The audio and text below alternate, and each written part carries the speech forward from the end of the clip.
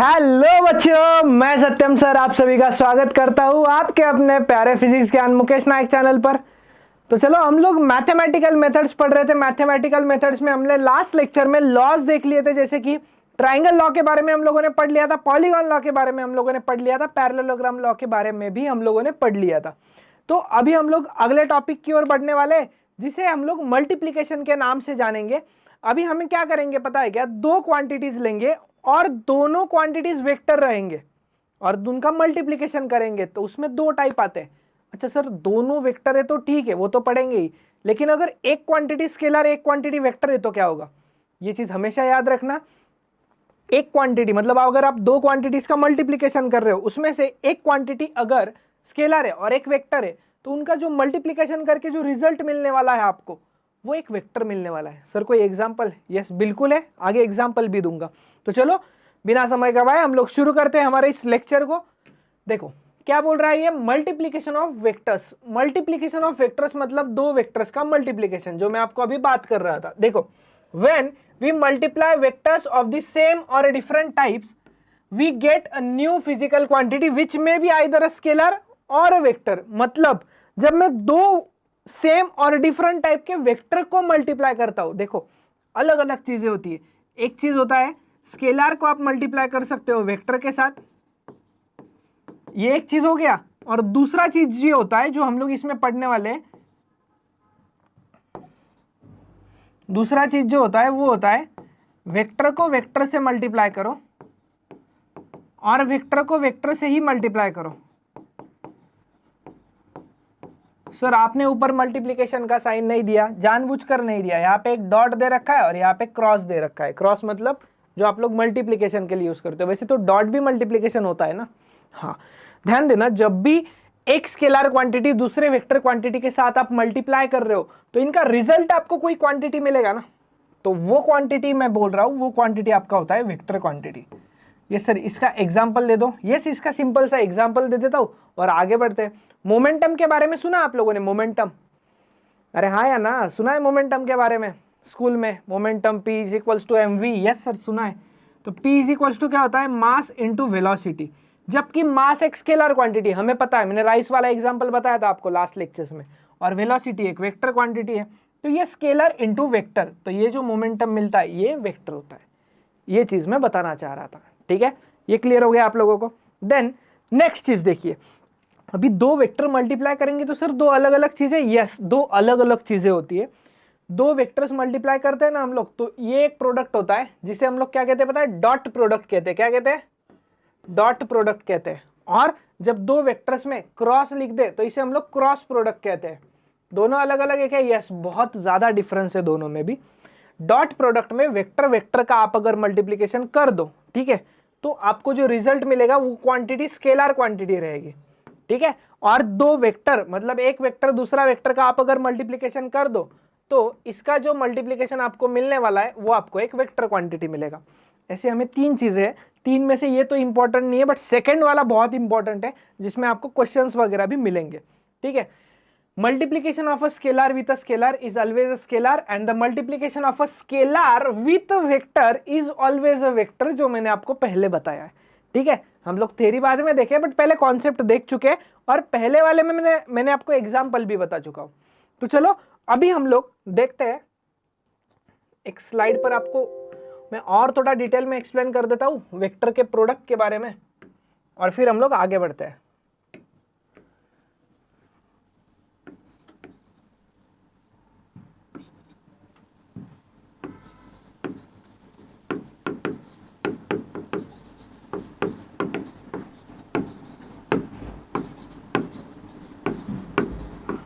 अभी हम लोग पढ़ने वाले हैं मल्टीप्लिकेशन ऑफ वेक्टर। क्या पढ़ने वाले हैं? मल्टीप्लिकेशन ऑफ वेक्टर, ठीक है? ध्यान दीजिए, मल्टीप्लिकेशन ऑफ वेक्टर में दो चीजें होती है, एक होता है डॉट प्रोडक्ट और एक होता है क्रॉस प्रोडक्ट। ये स्लाइड बहुत ज्यादा इंपॉर्टेंट होने वाली है, ठीक है? चलो ओके, एक होता है डॉट प्रोडक्ट है तो एक होता है क्रॉस प्रोडक्ट। डॉट प्रोडक्ट मतलब कैसे लिखते हैं पता है? अगर दो वेक्टर क्वांटिटीज है, ए वेक्टर और बी वेक्टर, और इधर भी आपके पास दो वेक्टर क्वांटिटीज है, दोनों में भी मल्टीप्लिकेशन है, बट कभी आप अगर इसमें डॉट प्रोडक्ट लिख दो तो बात अलग रहेगी और कभी आप इसमें क्रॉस प्रोडक्ट लिख दो तो बात अलग रहेगी। क्या डिफरेंस होता है वो तो डिटेल में देखने ही वाले, बट आपको ये चीज क्लियर होनी चाहिए कि डॉट और क्रॉस प्रोडक्ट अलग अलग चीजें है। ठीक है, वो क्लियर है सर। अभी डॉट प्रोडक्ट को जब इन दोनों का आप डॉट प्रोडक्ट करते हो, दो वेक्टर क्वांटिटीज का डॉट प्रोडक्ट, तो आपको इनका रिजल्टेंट स्केलर क्वांटिटी मिलता है। इसीलिए इस प्रोडक्ट को और एक नाम होता है जिसे हम लोग कहते हैं स्केलर प्रोडक्ट। क्या कहते हैं इसे हम लोग कहते हैं scalar product. Clear. Then cross product जो होता है ना, तो क्रॉस प्रोडक्ट में आप दो वेक्टर क्वांटिटीज का क्रॉस प्रोडक्ट करते हो तो आपको फाइनल जो रिजल्ट मिलेगा वो एक वेक्टर क्वांटिटी ही मिलता है, और उसीलिए इसे हम लोग एक वेक्टर प्रोडक्ट भी कहते हैं। क्या कहते हैं? इसे हम लोग वेक्टर प्रोडक्ट भी कहते हैं। चलो, उम्मीद है आपको ये ओवरव्यू क्लियर हो गया होगा। आपको इसको मैं दोनों भी में मतलब इसमें भी और इसमें भी आपको दोनों में दो दो एग्जांपल्स दे देता हूं ताकि आपको क्लियर हो जाएगा। इसमें एग्जाम्पल ध्यान रखना, जो कि वर्क डन होता है ना, वर्क डन। हाँ, वर्क डन कैसी क्वांटिटी है बेटा? वर्क डन एक स्केलर क्वांटिटी है, याद रखिएगा। आगे आगे चलेंगे तो पता चलेगा वर्क डन स्केलर क्यों है। अभी याद कर लीजिएगा, वर्क डन एक स्केलर क्वांटिटी है। ओके सर, स्केलर है, इसका मतलब इसका फॉर्मूला होता है फोर्स इंटू डिस्प्लेसमेंट। तो इसे आप एफ वेक्टर और डिस्प्लेसमेंट भी वेक्टर, तो इनका डॉट प्रोडक्ट करोगे तो आपको ये वर्क डन स्केलर मिलेगा। समझ में आया? ये क्या है आपका? एफ मतलब क्या है आपका? एफ मतलब है आपका फोर्स, और एस मतलब क्या है आपका? एस मतलब है आपका डिस्प्लेसमेंट। क्लियर है? यस। देन सेकंड एग्जांपल मैं आपको बोलता हूं पावर का। पावर मतलब क्या होता है? पावर के तो अलग अलग बहुत सारे फॉर्मूला है, जैसे वर्क डन अपॉन टाइम भी होता है, एनर्जी अपॉन टाइम भी लिख सकते हैं, बट हमें डॉट प्रोडक्ट के केस में चाहिए तो वो होता है F vector dot V vector. अभी आप मुझे बताओ, दो वेक्टर क्वांटिटीज है, उनका आप डॉट प्रोडक्ट करोगे तो रिजल्ट क्या मिलने वाला है? स्केलर। इसलिए हम लोग कह सकते हैं कि पावर जो है ना वो स्केलर क्वांटिटी होता है। सर ये फाइंड कैसे करते हैं, क्या नहीं, सारी चीजें देखेंगे, टेंशन मत लीजिएगा। ठीक है, इसके दो एग्जाम्पल बता दिए, इसके दो एग्जाम्पल्स बता देते हैं। इसका एक पहला एग्जाम्पल होता है टॉर्क। सर ये तो पहली बार सुन रहे हैं, इसे टाउ से डिनोट किया जाता है। क्वांटिटी क्या है उससे मतलब नहीं है, बस आपको बता रहा हूं कि क्रॉस प्रोडक्ट में क्या, वेक्टर प्रोडक्ट मतलब कैसा। टाउ एक वेक्टर क्वांटिटी है और ये होता है R vector cross F vector. Sir R मतलब क्या? आर मतलब रेडियस वेक्टर होता है, हम लोग आगे पढ़ेंगे अगले ही चैप्टर में, मोशन इन प्लेन में। ठीक है,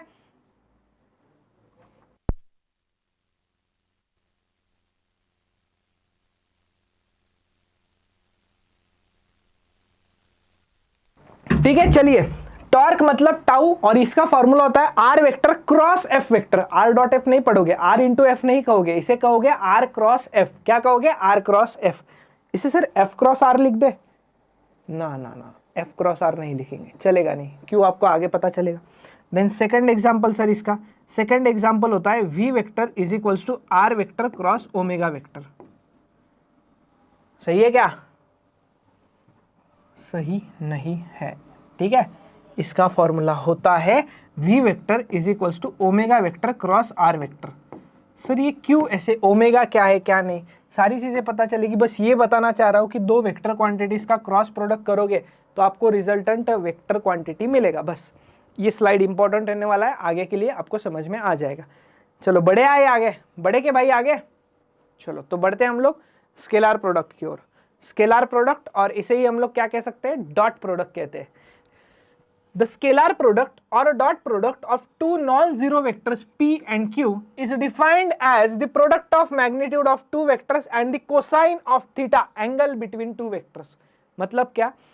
अगर आपको कोई भी दो वेक्टर दिए हुए, एक p वेक्टर है और एक आपको q वेक्टर दिया हुआ है, इनका आप डॉट प्रोडक्ट ले रहे हो तो इनका डॉट प्रोडक्ट क्या मिलता है आपको? मान लो मेरे पास एक p वेक्टर ये था और मेरे पास एक q वेक्टर ये था, बराबर, और इन दोनों के बीच का एंगल क्या है? थीटा है। तो आपको जो इनका डॉट प्रोडक्ट का फॉर्मूला आता है वो आता है p q cos theta, where p मतलब पी का मैग्नीट्यूड, पी वेक्टर का, क्यू मतलब क्यू वेक्टर का मैग्नीट्यूड, और थीटा मतलब क्या? इन दो वेक्टर्स के बीच का एंगल। समझ में आ रहा है आपको? क्लियर हो रही चीजें? इसी को हम लोग कहते हैं डॉट प्रोडक्ट, और ये फॉर्मूला बहुत ज्यादा इंपॉर्टेंट होने वाला है आपके लिए। क्या होने वाला है? बहुत ज्यादा इंपॉर्टेंट होने वाला है। चलो, पी क्यू कॉस थीटा याद रखने के लिए ट्रिक बता देता हूं। डॉट प्रोडक्ट जो है, जिसे हम लोग स्केलर प्रोडक्ट के नाम से भी जाने जा रहे हैं, वो उसमें कॉस थीटा आता है, और जो दूसरा आएगा क्रॉस प्रोडक्ट उसमें साइन थीटा आएगा। समझा? चलो अभी आपको रीजन बताता हूं कि कॉस ही क्यों आता है। ये रीजन इतने डेप्थ में बुक में नहीं दिया हुआ है, ध्यान रखना। डॉट प्रोडक्ट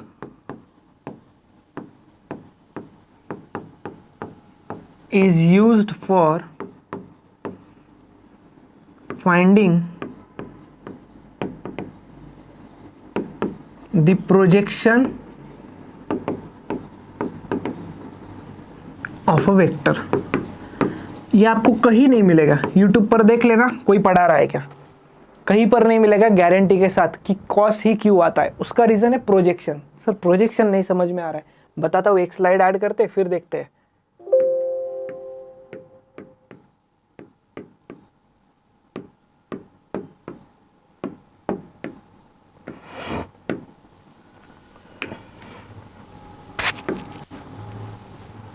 प्रोजेक्शन वाला चीज़ बहुत सिंपल है, समझ में आया तो बहुत अच्छी बात है, नहीं तो और भी अच्छी बात है। कैसे? फॉर्मूला याद कर लीजिएगा, ठीक है। डिटेल मतलब और एक अलग चीज़ बता रहा हूँ आपको। मान लो ये मेरे पास क्या है, ये मेरे पास पी वेक्टर है और दूसरा वेक्टर मेरे पास क्यू वेक्टर है। अभी मुझे बताइए मैं क्या करने वाला हूँ पता है? मैं यहाँ से ऊपर से एक टॉर्च पकड़ने वाला हूँ। यहाँ से मैंने लाइट डाल दिया। क्या किया? लाइट डाला। मुझे बताओ क्यू वेक्टर का शैडो आएगा कि नहीं आएगा पी वेक्टर पे? जल्दी से बताइए, पूरे ताकत से बताइए भाई, आएगा कि नहीं आएगा? क्यू वेक्टर का शैडो पी वेक्टर पे। शैडो मतलब क्या? सावली बनतो अपन त्याला। तो इसका शैडो जो आने वाला है ना, अच्छा इन दोनों के बीच का एंगल भी हमें पता है थीटा है, ठीक है। अभी इसका जो शैडो है ना, ये शैडो यही तक आएगा ना ऑब्वियसली, क्योंकि ये इधर से टॉर्च पकड़ा है तो शैडो यही तक आएगा। शैडो थोड़ी ना ऐसा आएगा, टॉर्च एकदम वर्टिकली पकड़ के रखा है। तो इसे हम लोग कहते हैं प्रोजेक्शन। क्या कहते हैं इसे हम लोग? प्रोजेक्शन। यहाँ पे लिख देता हूँ, projection of Q vector along P vector. बराबर है कि नहीं है? हाँ है सर। तो अभी देखिए, मुझे बताइए, रिजोल्यूशन ऑफ वेक्टर्स पढ़े हम लोग, मैंने आपको ट्रिक भी बताया, जिसके साथ थीटा उसके साथ कॉस। तो मुझे बताइए ये अगर क्यू है तो इसके दो कंपोनेंट्स हो जाएंगे। क्यू को मैं रिजोल्व करके इधर लिखता हूँ आपके लिए, ये क्यू हो जाएगा, ये थीटा, और इसका एक और एक कंपोनेंट आएगा वर्टिकल। इस कंपोनेंट को हम लोग कहेंगे क्यू कॉस थीटा, ठीक है। और दूसरे कंपोनेंट को हम लोग, इस वर्टिकल कंपोनेंट को कहेंगे क्यू साइन थीटा। करेक्ट है? देन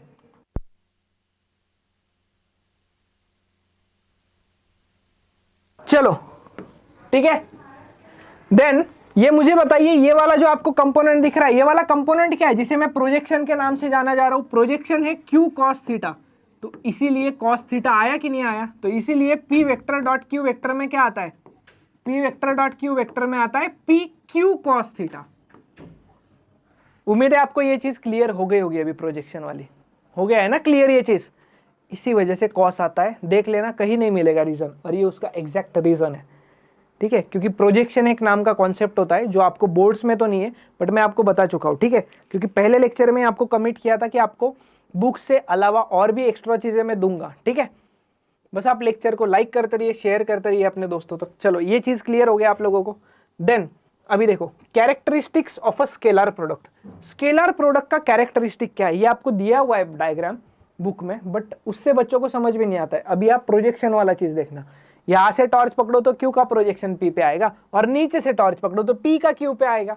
कुछ भी प्रोजेक्शन ले लो, कॉस थीटा आना ही आना है। क्या आना है? कॉस थीटा आना ही आना है, उसके कोई और सब्स्टिट्यूट नहीं है, ठीक है। देखो, the scalar product of two vectors is equivalent to the product of magnitude of one of the vector with magnitude of component of other vector in the direction of first. कुछ भी नहीं समझ में आएगा, मुझे पता है।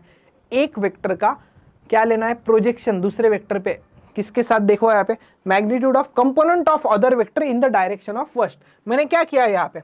क्यू वेक्टर का कंपोनेंट लिया पी के डायरेक्शन में। अच्छा, ऐसा भी किया जा सकता था, ऐसा भी किया जा सकता था कि मैं टॉर्च नीचे से पकड़ लूं, नीचे से टॉर्च पकड़ लूं तो किसका प्रोजेक्शन किस पे आएगा? सर पी का प्रोजेक्शन क्यू पे आएगा, पी का क्यू पे आएगा, तो इसके अलोंग एक वेक्टर आ जाएगा पी कॉस थीटा। रिजोल्यूशन करो तो समझ में आता है, उसमें भी पी क्यू कॉस थीटा ही आना है। तो ये कोई प्रॉब्लमेटिक चीज है ही नहीं, ये बहुत ही इजी और इंपॉर्टेंट चीज है। उम्मीद है आपको ये चीज समझ में आ गई होगी। क्लियर? देखो अभी इसमें क्या बोला है, आप ऐसे लिख सकते हो, P vector dot Q vector को आप क्या लिख सकते हो, इसे आप लिख सकते हो पी क्यू कॉस थीटा, लिख सकते हैं? हाँ सर लिख सकते हैं। अच्छा इसको आपने ऐसे लिख दिया, कोई प्रॉब्लम नहीं है। अच्छा इसे आप ऐसे भी लिख सकते हो क्या, वो कॉस थीटा में इधर लेके आ जाओ पी के साथ, लिख सकते हैं ना, कोई प्रॉब्लम ही नहीं है। अरे बस कॉस थीटा का वैल्यू थोड़ी ना चेंज कर रहा हूं मैं, बस उसका पोजीशन चेंज किया है यार मल्टीप्लिकेशन में, ऐसा क्या देख रहे हो, करेक्ट है ना, तो पोजीशन ही चेंज किया है बस। तो ये दोनों चीजें सही है, तो आप कुछ भी लिखो, पी क्यू कॉस थीटा लिखो या P cos theta into Q लिखो, बात एक ही है। बुक में दिया है पेज नंबर 22 के ऊपर। समझ में आ गया होगा आपको, ये चीज क्लियर है। इसी को हम लोग कहते हैं डॉट प्रोडक्ट। और ये फॉर्मूला बहुत इंपॉर्टेंट है, एक और फॉर्मूला आएगा थोड़ी देर बाद, एक और फॉर्मूला आने वाला है डॉट प्रोडक्ट का, लेकिन उसे थोड़ा सा समय है अभी, ठीक है। उसके पहले हम लोग और ज्यादा चीजें डिटेल में डिस्कस करने वाले हैं। चलो नेक्स्ट आगे जाते हैं। सेकंड कैरेक्टरिस्टिक क्या कहता है, scalar product obeys commutative law of vector multiplication. Commutative law मतलब क्या, मैथ्स में एक चैप्टर होता है आपको पता है, मैथमेटिकल लॉजिक, बहुत सारे लोगों ने पढ़ा भी होगा उस चैप्टर को, मैथमेटिकल लॉजिक को। उस चैप्टर में भी कम्यूटेटिव डिस्ट्रीब्यूटिव चीजें आती है, बट ठीक है उसमें नहीं जाना है, नहीं भी पढ़ा है तो कोई प्रॉब्लम नहीं है। कम्यूटेटिव मतलब क्या पता है क्या, मुझे बताइए। P q cos theta, P dot Q को क्या लिखेंगे, पी क्यू कॉस थीटा लिखेंगे। और अगर मैं आपको बोल दूं कि आप क्यू डॉट पी कर दो भाई, क्यू डॉट पी कर दो, तो क्या लिखोगे आप लिखोगे q p cos theta, no problem at all. मुझे बताओ ये चीज और ये चीज सेम है कि नहीं है, कि अलग अलग है, थोड़ा सा सोचिए बस। मैं पूछ रहा हूं ये चीज और ये चीज सेम है कि अलग अलग है, बताइए जल्दी से। सेम ही है ना, हाँ ये बोथ आर सेम। तो मैं इससे लिख सकता हूं, आप P vector dot Q vector लिखो, या आप पी डॉट क्यू के जगह क्यू डॉट पी लिखो, बात एक ही रहने वाला है। और इसी चीज को हम लोग कहते हैं vector scalar product obeys commutative law of vector multiplication, इसे ही कम्यूटेटिव कहते हैं। मतलब पी डॉट क्यू लिखो या क्यू डॉट पी लिखो, बात एक ही है। इस हाथ से गाओ इस हाथ से गाओ, जाना तो पेट में ही है ना, बस वैसा ही है भाई। देन नेक्स्ट आता है scalar product obeys distributive law of multiplication. Distribute मतलब क्या, बांट देना। डिस्ट्रीब्यूटिव मतलब क्या, डिस्ट्रीब्यूट मतलब क्या, बांट देना। चीजों को हम लोग बांटने वाले, अभी कैसे बांटने वाले हैं, अगर मेरे पास ऐसा है पी वेक्टर डॉट और इसके अंदर मेरे पास है q vector plus r vector, simple सा चीज है। अगर ये मैथ्स में चीज आ जाता तो आप कैसे करते इसे, सर हम तो इसे p को पहले q से मल्टीप्लाई करा देते और फिर हम लोग प्लस देके p को फिर r से मल्टीप्लाई करा देते, बस वही तो करना है। बस कई कई पर चीजें मैथ्स से रिलेट नहीं होगी तो वो आपको थोड़ा समझना पड़ेगा, मैं रीजन भी बताता चलूंगा आपको। तो ये हो जाएगा p vector dot q vector, ठीक है। क्या हो जाएगा, p वेक्टर डॉट है, डॉट इंपॉर्टेंट है मल्टीप्लिकेशन में, डॉट और क्रॉस मैथ्स में मायने नहीं रखता है लेकिन फिजिक्स में मायने रखता है, ठीक है। p डॉट क्यू प्लस यहाँ पे डॉट ही है तो ये हो जाएगा p डॉट आर। मैंने क्या किया बेटा, मैंने p को डिस्ट्रीब्यूट कर दिया, q के साथ भी दे दिया p को और r के साथ भी दे दिया, तो इसी चीज को हम लोग कहते हैं distributive law. Distributive law follow करता है। उम्मीद है आपको ये चीज समझ में आ गया होगा, बहुत इंपॉर्टेंट चीज है, ठीक है। चलो ये आपको बुक में ये भी दिया हुआ है पेज नंबर 22 के ऊपर, थर्ड लॉ के केस में ये दिया हुआ है आपको, ठीक है। चलो तो हम लोग अभी आगे बढ़ते हैं, अगले केस की तरफ चलते हैं हम लोग।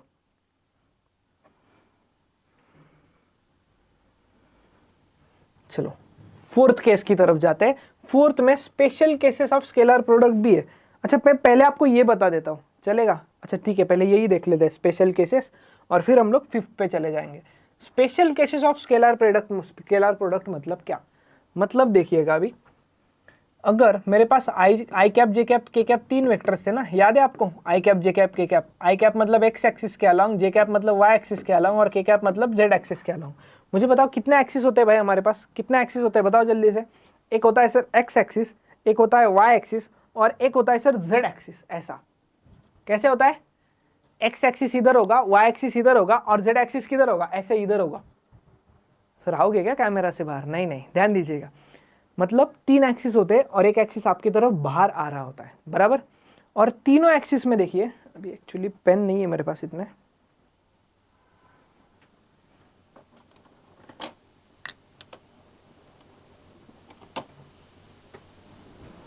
कोई तो ब्रश मिला है भाई, ठीक है चलो छोड़ो। एक्स एक्सिस, वाई एक्सिस और ये मेरे पास जेड एक्सिस। मुझे बताइए कोई भी 3 एक्सिस के बीच में एंगल देख लीजिएगा, कोई भी 3 एक्सिस के बीच में, कोई भी 3 मतलब 2 एक्सिस के बीच में, सॉरी, 90 डिग्री मिलेगा। एक्स और वाई के बीच में 90 डिग्री। अच्छा एक्स और जेड के बीच में, ये एक्स है, ब्लैक मतलब एक्स, वाइट मतलब वाई और ये ब्लू मतलब जेड। ब्लैक और ब्लू में देखिए 90 डिग्री। अच्छा सर व्हाइट और ब्लू में भी 90 डिग्री। इससे कोई तो हम लोग कहते हैं तीनों एक्सिस म्यूचुअली परपेंडिकुलर है एक दूसरे को। क्या कहते हैं? तीनों एक्सिस एक दूसरे को म्यूचुअली परपेंडिकुलर है। इधर लिख देते हैं all 3 axis are mutually perpendicular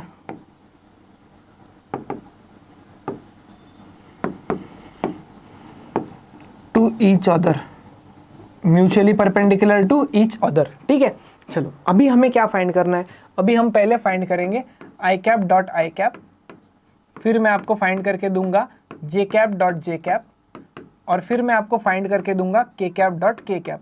अभी ये जो चीज़ निकल के आने वाली है ये क्वेश्चंस के लिए बहुत इंपॉर्टेंट रहने वाली है आपके लिए। देखिए आई डॉट आई, दो वेक्टर्स के डॉट प्रोडक्ट का फॉर्मूला तो बता दीजिए। दो वेक्टर्स के डॉट प्रोडक्ट का फॉर्मूला होता था p dot q is equals to क्या आता था? P q cos theta. Q रह गया ना भाई, बुरा मान जाएगा। बट मुझे बताइए अभी Q जो है ना और P, उनके बीच के एंगल को क्या कहा हमने? थीटा। तो यहाँ पे I डॉट I, तो ये क्या हो जाएगा? I cos theta. अच्छा कैप नहीं आएगा, सॉरी कैप मतलब वो वेक्टर ही बताता है, ठीक है। बस कैप मतलब उसका मतलब होता है यूनिट वेक्टर। तो ये आ जाएगा I, कैप की आदत हो चुकी है भाई, I cos थीटा। अभी मुझे बताओ I और I मतलब क्या? I मतलब एक्स एक्सिस होता है, I एक्स एक्सिस, दूसरा I एक्स एक्सिस, दोनों के बीच एंगल कितना हो गया? दोनों के बीच एंगल तो सर 0 डिग्री हो गया। और cos 0 कितना होता है बेटा? सर cos 0 तो 1 होता है। और मुझे बताओ भाई ये I मतलब क्या? यूनिट वेक्टर है ना, तो उनका मैग्नीट्यूड कितना होता है? 1। तो उनका मैग्नीट्यूड हो गया 1 इंटू 1 इंटू cos 0 भी 1, तो ये आ गया 1। यहाँ पे मैं आपको रिजल्ट लिख देता हूँ स्टैंडर्ड। ये चीज़ को ना मैं आगे आपको सॉल्व करके दे दूंगा, ठीक है।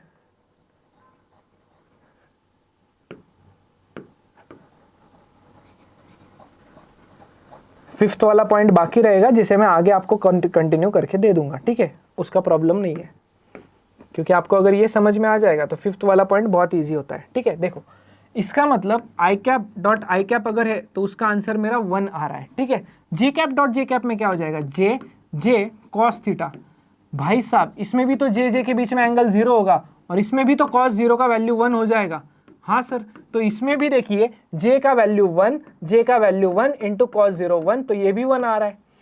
इसका मतलब सेम अगर चीज़ें है और उनका डॉट प्रोडक्ट आप ले रहे हो तो आपको आंसर कितना मिलना है? आपको आंसर 1 मिलना है, ये तय है, फिक्स है ये चीज़। देन के डॉट के को कैसे लिखोगे? के कॉस थीटा। मुझे बताओ के का वैल्यू 1, के का 1, कॉस थीटा, थीटा मतलब के और के बीच का एंगल, के जेड 0 डिग्री, कॉस 0 1, तो ये भी 1। इसका मतलब आई डॉट आई हो, जे डॉट जे हो या के डॉट के हो, इनका वैल्यू 1 होता है। ये आपको क्वेश्चन के लिए याद रखना है। अभी बहुत इंपॉर्टेंट चीज है, जितने स्टार लगवा लो उतने कम है, ठीक है। अभी सर आई जे के देखा, अलग अलग होगा तो बताइए सर, इसमें तो समझ में आ गया हमें। अलग अलग में बात करते हैं भाई, आई डॉट जे है या कभी जे डॉट आई भी हो सकता है।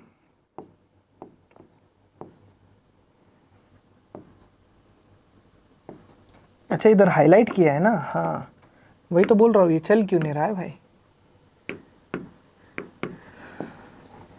ओ भाई साहब ये आ गया फिर से।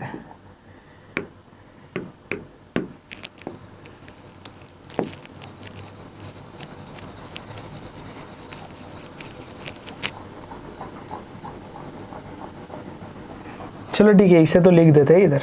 चलो देखो आई डॉट जे हो या मेरे पास जे डॉट के भी हो सकता है या मेरे पास के डॉट आई भी हो सकता है, बराबर। अभी देखो आई डॉट जे को कैसे लिखूंगा? आई जे कॉस थीटा। मुझे बताओ आई का वैल्यू 1, जे का वैल्यू 1 मतलब मैग्नीट्यूड, और आई और जे के बीच का एंगल कितना है बता दो यार जल्दी से। वैसे ही जे के कॉस थीटा। मुझे बताओ भाई J1 K1 इनके बीच का एंगल भी बता दो। I मतलब क्या, एक्स एक्सिस, J मतलब वाई एक्सिस 90 डिग्री, तो ये हो गया cos 90 डिग्री। cos 90 बाई 0 होता है तो ये 0 आ जाएगा। सेम इधर भी cos 90 डिग्री, तो ये भी 0 आ जाएगा। अरे सर तो ये भी 0 आ जाएगा, KI cos थीटा, तो ये भी कितना आएगा 0। समझ में आ रहा है रिजल्ट? अच्छा सर JK लिखा है आपने, KI लिखे तो KJ cos थीटा आएगा। J डॉट के लिखो या K डॉट J लिखो, बात एक ही है। अभी पढ़ा हमने, कम्यूटेटिव लॉ ओबे करता है। क्या करता है? कम्यूटेटिव लॉ ओबे करता है। तो इसे हम लोग लिख सकते हैं, अगर अलग अलग चीजें I डॉट J हो या J डॉट I हो या J डॉट K हो या K डॉट I हो, या इनमें सब में वैल्यू कितना होता है बेटा? 0 होता है, 0। ये चीज आपको याद रखना है। जैसे ऊपर वाला याद रखा है वैसे ही नीचे वाला भी आपको याद रखने की जरूरत है, और वो इंपॉर्टेंट है। क्योंकि मुझे बताओ कभी P डॉट P भी निकालना होगा सर सेम वेक्टर में, यस निकालना हो सकता है क्वेश्चन में। तो P डॉट P क्या होता? PP cos theta. PP cos theta, theta मतलब PP के बीच का एंगल। PP तो सेम है ना भाई, सेम वेक्टर के बीच में एंगल 0 होता है। समझ में आ रहा है? वही तो चीज है, देख लो यही चीज दे रखा है आपको वहां पे, और डायरेक्ट दे रखा है, हमने तो सॉल्व भी कर लिया है यार इसे। ठीक है, समझ में आया भाई? अभी स्पेशल केसेस क्या हो सकते हैं? स्पेशल केसेस की बात की जाए तो ए स्पेशल केस हो सकता है थीटा 0 डिग्री हो सकता है। बी स्पेशल केस में क्या दे रखा है बुक में? 180 डिग्री दे रखा है, और सी केस में 90 डिग्री दे रखा है। चलो तो सॉल्व करके देखते हैं, समझ में आ जाएगा। अगर आपके पास दो वेक्टर है, P vector dot Q vector, तो ये आपको क्या देने वाला है? PQ cos थीटा देने वाला है। भाई मुझे बताइए PQ cos कितना? 0, cos 0 कितना होता है? 1, तो ये कितना मिलेगा आपको? PQ मिलेगा। देन 0 डिग्री हो गया, देन 180 डिग्री की बात कर लो। अभी आपको ट्रिग्नोमेट्री के टेबल में 180 के भी वैल्यूज याद होने चाहिए। अगर आपको वैल्यूज याद रखने में दिक्कत हो रहा है 180 270 वाले भी, तो आप कमेंट कर सकते हो, मैं अगले कोई लेक्चर में आपको छोटा सा उसमें लास्ट में बता दूंगा। अगर आपको प्रॉब्लम आ रहा है तो कमेंट कर दीजिएगा। चलो देन ये हो जाएगा PQ cos theta, PQ cos 180 degree. cos 180 degree कितना होता है? cos 180 डिग्री होता है -1, तो ये हो जाएगा माइनस PQ। और अगला चीज C केस क्या होता है? थीटा 90 डिग्री हो सकता है। थीटा 90 डिग्री हो जाए तो ये P dot Q is equal to ये आएगा PQ cos theta. PQ cos theta मतलब cos 90, और भाई cos 90 कितना होता है? cos 90 0 होता है, तो ये वैल्यू आपका हो जाएगा 0। समझ में आया है आप लोगों को ये चीज कि नहीं आया है? बहुत सिंपल सा चीज है, इसी को हम लोग फोर्थ कैरेक्टरिस्टिक के नाम से जाने जा रहे हैं। फोर्थ कैरेक्टरिस्टिक वहां पर लिखा हुआ है। उम्मीद है ये आपको समझ में आ गया होगा। अभी इस लेक्चर को मैं यहीं पर रोकता हूं, क्योंकि ये आगे की चीजें ना और ज्यादा ऐड होती चलेंगी उसमें, और आगे की चीज सॉल्व करने में टाइम लगेगा। सर फिफ्थ वाला बचा है, यस फिफ्थ वाला भी हम लोग अगले लेक्चर में कवर करेंगे, और उसके बाद और एक प्रॉपर्टी होता है, कैरेक्टरिस्टिक होता है जो आपको क्वेश्चन में हेल्प करता है, उसे भी देखेंगे, और कुछ एडिशनल एग्जाम्पल आपको मैं मेरी तरफ से बता दूंगा। ठीक है, तो चलो हम यही रुकते हैं इस लेक्चर में। मैं सत्यम भंडारी यहाँ पर स्टॉप लेता हूँ। हम लोग अगले लेक्चर में मिलेंगे। टिल देन आपको रिवाइज करके आना है अच्छे से, जितना भी हमने इस लेक्चर में पढ़ा है, लास्ट लेक्चर में पढ़ा है, क्योंकि डॉट प्रोडक्ट क्रॉस प्रोडक्ट बहुत इंपॉर्टेंट चीजें होती है, तभी आपको अगले लेक्चर में मजा आएगा। तो उम्मीद है आपको लेक्चर पसंद आया होगा। तो लेक्चर पसंद आया तो बस वीडियो को लाइक कर दीजिएगा, कमेंट कीजिएगा पसंद आया है, कुछ आपको डाउट है तो भी कमेंट कर सकते हो, और अपने दोस्तों तक शेयर कर दीजिएगा। सो थैंक यू एवरीवन, मिलेंगे हम लोग अगले लेक्चर में। Thank you.